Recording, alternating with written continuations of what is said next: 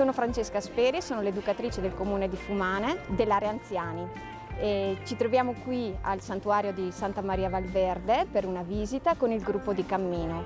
Siamo un gruppo di 30-40 persone che regolarmente si trova 2 volte alla settimana a camminare e a stare insieme.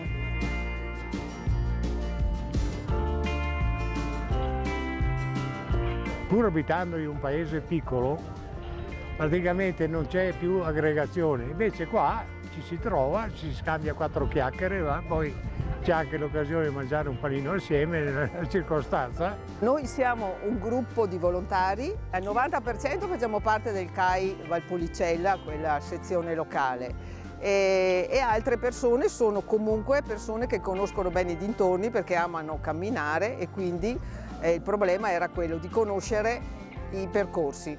Abbiamo trovato dei posti nuovi che, pur essendo qua vicino, non conoscevamo.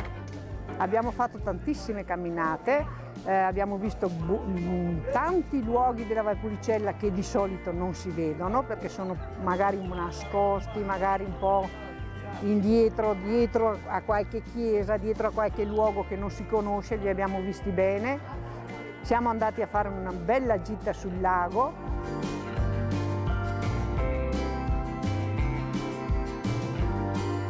Abbiamo visto che c'è un affiatamento mano a mano che passa il tempo, si divertono e poi abbiamo visto anche dei progressi in persone che camminavano proprio poco, che avevano anche qualche problema fisico, che però tengono duro, vengono e quindi poi c'è anche l'aspetto mentale che queste cose fanno bene.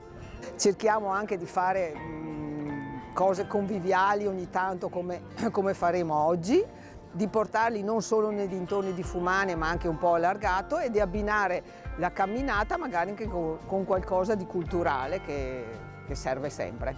Una bella iniziativa per conto mio, molto, molto positiva.